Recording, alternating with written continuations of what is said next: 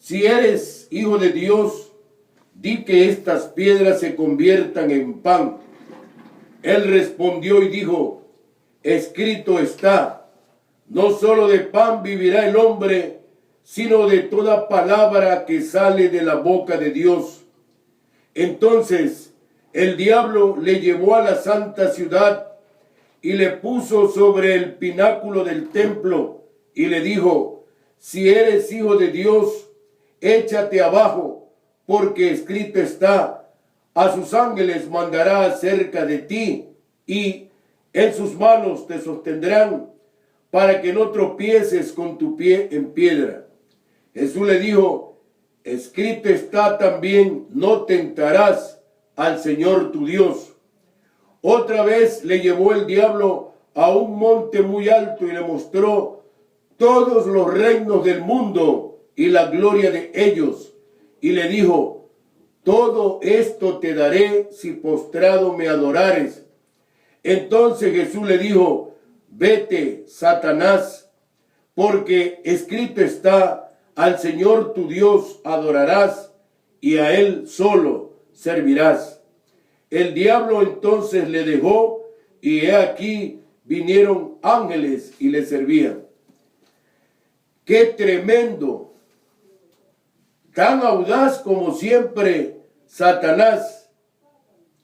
Al Señor Jesucristo se permitió tentarlo. Cuanto más a nosotros, sus criaturas. Pero el Señor enseña que tenemos una coraza de fuego en nuestras bocas para podernos defender. Y esa coraza de fuego es su santa y bendita palabra. Satanás tentó a Jesús con el fin de intentar apartarlo de la senda de la perfecta obediencia a la voluntad del Padre.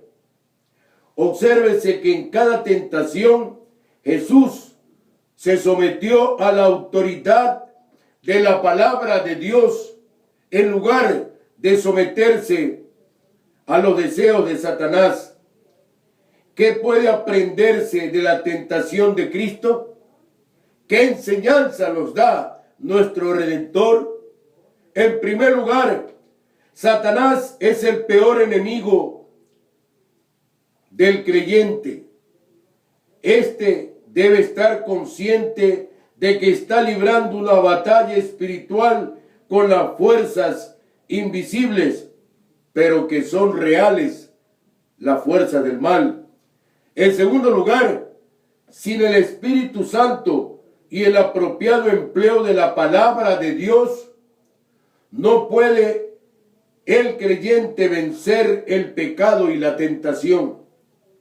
A continuación, observamos que sugiere el Espíritu Santo cómo emplear la palabra de Dios para vencer la tentación.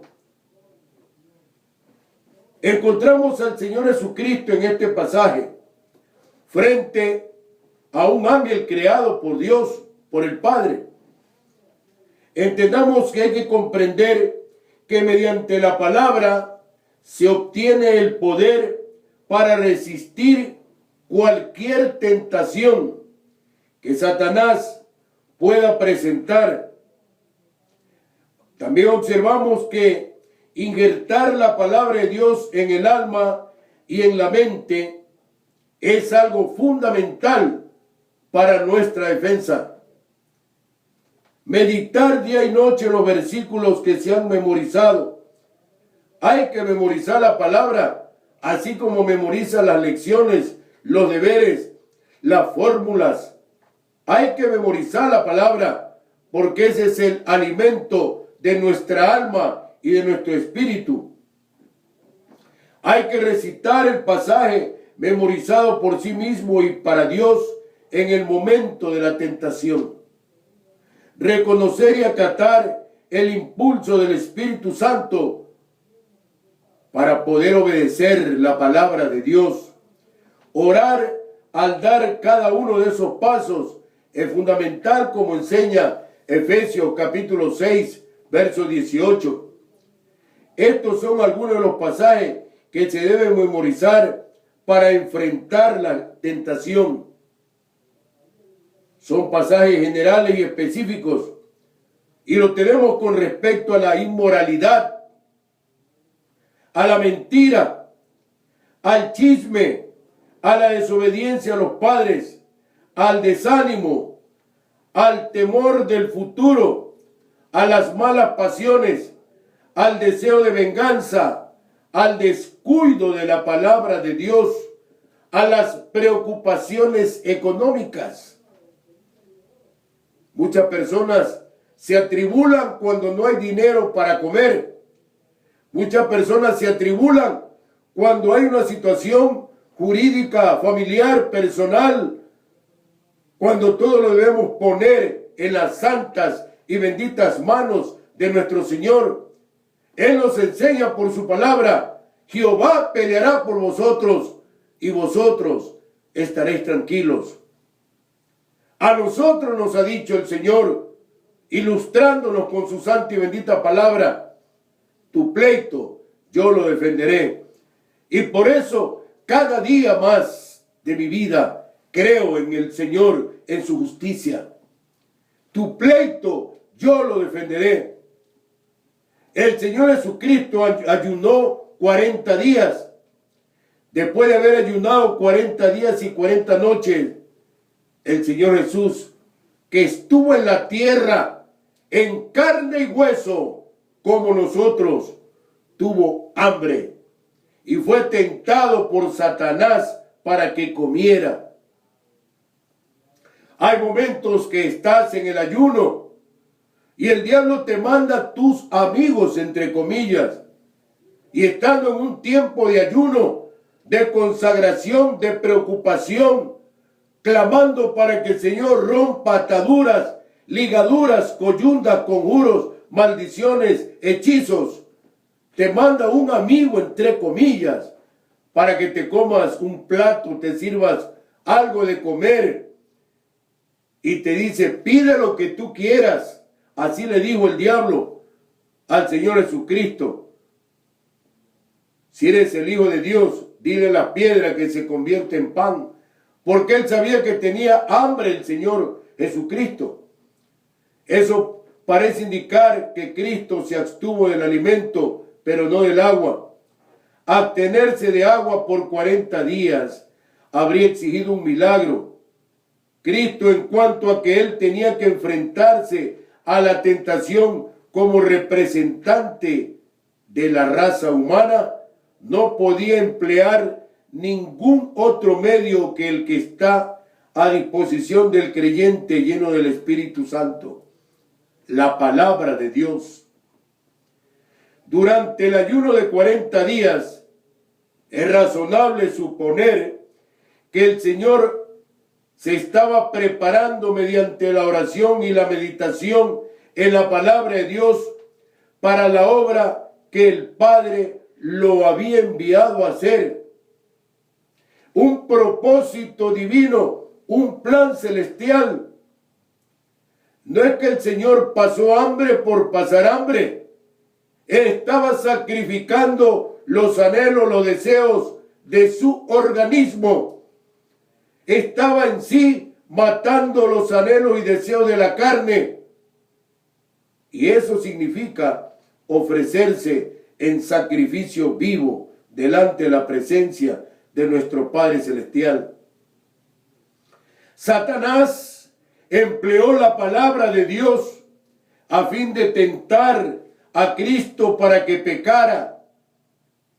Algunas veces las personas mundanas emplearán las Escrituras en un intento de persuadir al creyente para que haga algo que sabe que es incorrecto o imprudente.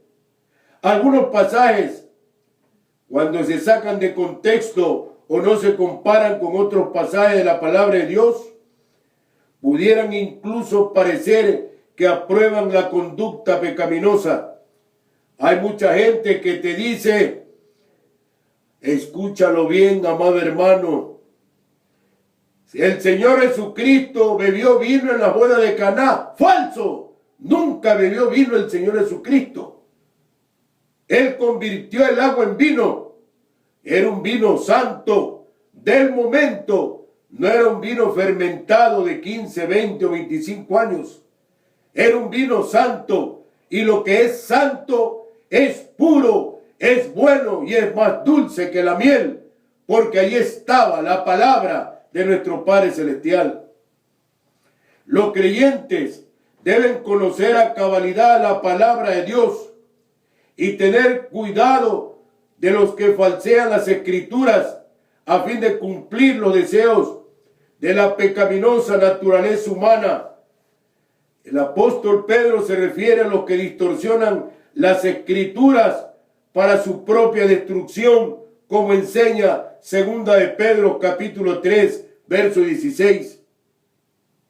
Se ha distorsionado, se ha manipulado, se ha desnaturalizado el santo propósito de la palabra del Señor cuando se enseña lo que dice David cuando murió Jonathan. Y le dijo David a Jonathan: más dulce me fue tu amor que el de muchas mujeres. Él no se refería a que lo amaba de hombre a hombre, lo amaba en el amor puro, en el amor de Dios. Y se ha distorsionado, y muchos degenerados utilizan este santo pasaje para justificar sus descalificados despropósitos. Que el Señor reprenda esa inmoralidad. Satanás, que quiere decir adversario o acusador, fue un ángel creado bueno y perfecto. Su oficio era servir delante del trono de Dios. Pero algún tiempo antes de que comenzara la creación del mundo, se rebeló y se convirtió en el principal adversario de Dios y de los hombres. En su rebelión contra Dios, Satanás arrastró consigo una gran multitud de ángeles menores que tal vez se deban identificar después de su caída como demonios o espíritus malos. Satanás y muchos de esos ángeles menores fueron exiliados a la tierra y a la atmósfera que la rodea y están activos dentro de esa esfera bajo la voluntad de Dios que se lo permite. Satanás, también llamado la serpiente, causó la caída de la raza humana. El reino de Satanás es un imperio del mal altamente sistematizado que tiene autoridad sobre el reino del aire, los ángeles caídos y la humanidad no regenerada. No es omnipresente, omnipotente ni omnisciente. Por eso la mayor parte de su actividad la delega a los demonios. Jesús vino a la tierra a destruir las obras de Satanás, a establecer el reino de Dios y a librar a los seres humanos del dominio de Satanás. Mediante su muerte y resurrección, Cristo inició la derrota de Satanás y de ese modo aseguró la victoria definitiva sobre este ángel caído, sobre Satanás. Al fin de los tiempos, Satanás quedará limitado al abismo por 1000 años. Después de quedar libre, hará un último intento por derrocar a Dios. Eso resultará en la derrota final de Satanás, que será arrojado al fuego, como dice Apocalipsis capítulo 20 del verso 7 al 10. Actualmente Satanás lucha contra Dios y su pueblo. Quiere destruirnos, pero no puede. Procura apartar a los creyentes de la lealtad a Cristo, haciendo que caigan en pecado y acepten el sistema del mundo.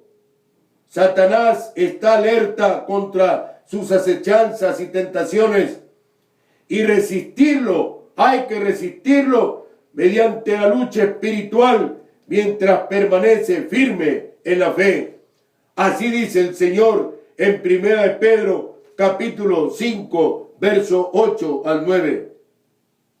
Resistid al diablo y él huirá de vosotros. ¿Qué te parece, amigo? ¿Qué te parece, hermano? Si Satanás lo tentó a Jesús, ¿cuánto más te puede tentar a ti y a mí?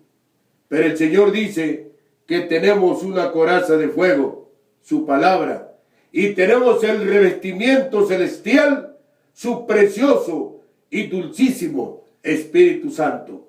Si te interesó este mensaje, puede llamar a nuestros automáticos 519-000, 519-116. Son los teléfonos que bendicen al Ecuador. Son los teléfonos de Radio Morena, la gigante del Pacífico.